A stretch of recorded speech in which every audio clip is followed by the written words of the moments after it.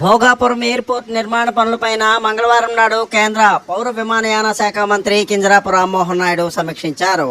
ఈ నేపథ్యంలో జిఎంఆర్ సంస్థ ప్రతినిధులు పవర్ ప్లాంట్ ప్రెజెంటేషన్ ద్వారా అధికారులు ఆయనకు పరిస్థితిని వివరించారు. ప్రకాష్, పూర్తి న్యూస్, విజయనగరం.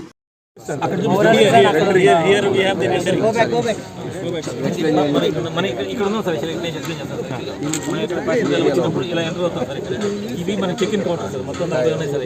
40లో 22 కన్వెన్షనల్ ఉంటాయి. 18 SPBD sir, self baggage drop sir. ఇక్కడ నుంచి తర్వాత ఇలా చెక్ ఇన్ పైకి వెళ్తే ఇది మనం పైకి వెళ్తాం. ఇలా పైకి వెళ్తాం.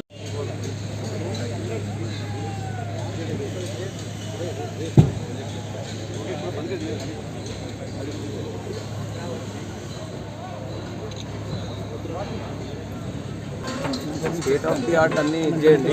పై నుంచి ఏ పర్మిషన్స్ కావాలన్నా పైలట్ కింద కూడా you want to try something levels of technology you want to make it something best. I want to be the best airport in the country.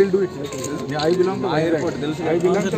అనిత్యం పూజలు అందుకుంటూ భక్తుల పాలిటి కుంకు బంగారమై విరాజిల్లుతున్న మధ్యాంజనేయ స్వామి దేవస్థానానికి మంగళవారం భక్తులు అధిక సంఖ్యలో పాల్గొన్నారు. ఉదయం నుంచి క్యూ లైన్లో బారులు తీరిన భక్తులకు అర్చకులు దర్శన భాగ్యాన్ని కల్పించారు. అష్టోత్తర ప్రత్యేక పూజలను నిర్వహించారు. 108 ప్రదక్షిణలు చేసి భక్తులు తమ మొక్కుబడులను చెల్లించుకున్నారు. అన్నప్రాసన పూజలు, వాహన పూజలను నిర్వహించారు. ఎన్టీఆర్ జిల్లా చాట్రాయి మండలం శ్రీరామ దూత హనుమాన్ భక్త బృందంచే హనుమాన్ చాలీసా పారాయణాన్ని ఈ సందర్భంగా నిర్వహించారు. మధ్యాహ్నం వరకు దేవాదాయ ధర్మాదాయ శాఖ అందించిన వివిధ సేవలకు 1,46,395 రూపాయలు ఆ దేవస్థానానికి ఆదాయం సమకూరిందని ఆ దేవస్థానం కార్యనిర్వహణాధికారి ఆకుల కొండలరావు తెలిపారు. ఈ సందర్భంగా దేవస్థానం నిర్వహించిన నిత్యాన్నదాన సత్రంలో 1200 మందికి పైగా భక్తులు తీర్థ ప్రసాదాలను స్వీకరించారని కొండలరావు వివరించారు. స్వామి స్ఫూర్తి న్యూస్, పశ్చిమ గోదావరి.